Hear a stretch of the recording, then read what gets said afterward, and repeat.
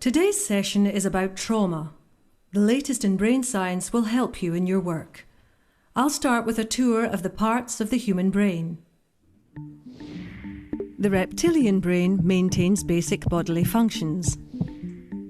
The limbic system is also instinctive. It deals with fear and pleasure.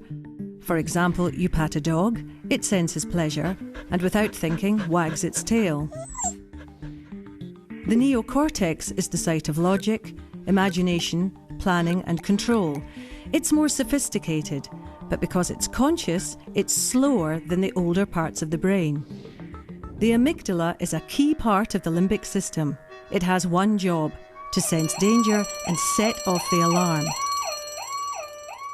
When it's a matter of survival, the primitive parts of the brain override the conscious part.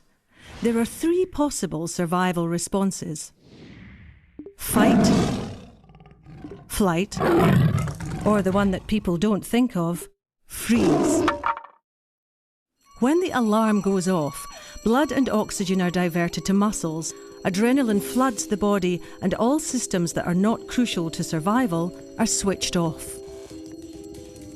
Normally, the job of the hippocampus is to file memories so you can retrieve them later, but in times of danger, it stops filing memories, which makes it harder to gather evidence later on. Instead, the hippocampus switches to pumping cortisol. What's useful about cortisol is it stops us feeling pain, so we can focus on survival. Can anyone give me an example? A farming accident where a man carried his own arm for a mile without feeling any pain?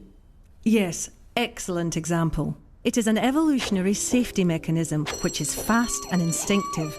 In essence, it's our body's very clever way of protecting us. To recap, an example of the three parts of the brain working together. You're standing at a bar. Your reptilian brain is keeping your heart beating. You're enjoying the pleasure of a nice pint with your limbic system.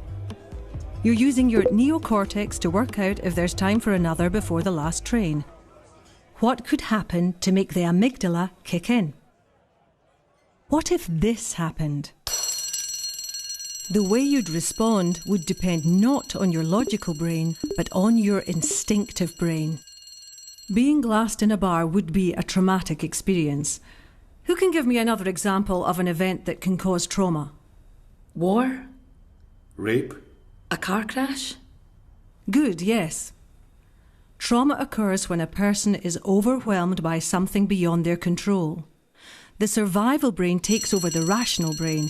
It can lead to post-traumatic stress disorder, PTSD, with symptoms that last at least a month.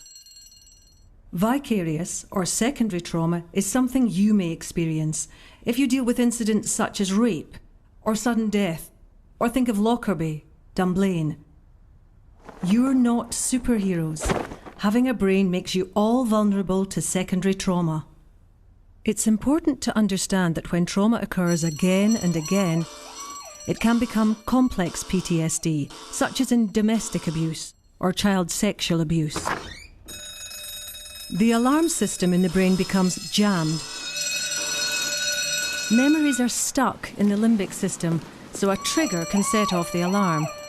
The trigger could be anything: a colour, a smell, a sound, a sensation. Now, the indicators of trauma. What should you be looking out for? Depression. Crying a lot? Yes, that's one response. And at the other end of the spectrum, total numbness. Nightmares? Flashbacks? Stress. Good, yes. And they may feel sick. Also, shame, feelings of guilt, inability to enjoy sex, social isolation, triggers. People often feel overwhelmed by the symptoms of trauma.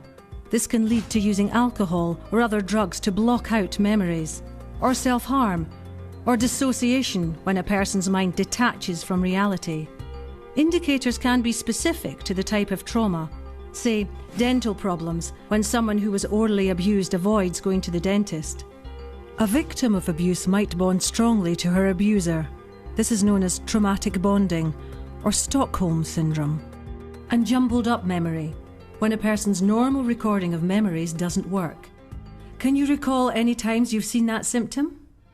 What time? I don't know. A traumatised person may not seem like her usual self, or may be hypervigilant, on edge, or being startled by everyday things.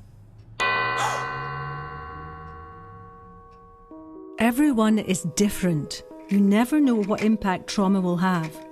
Symptoms can change from day to day. In conclusion, 4 things for you to take away. Trauma response is the brain in survival mode. Repeated abuse can make trauma symptoms worse. In response to trauma, people will behave in unexpected ways. Remember, trauma is a normal human response to abnormal events.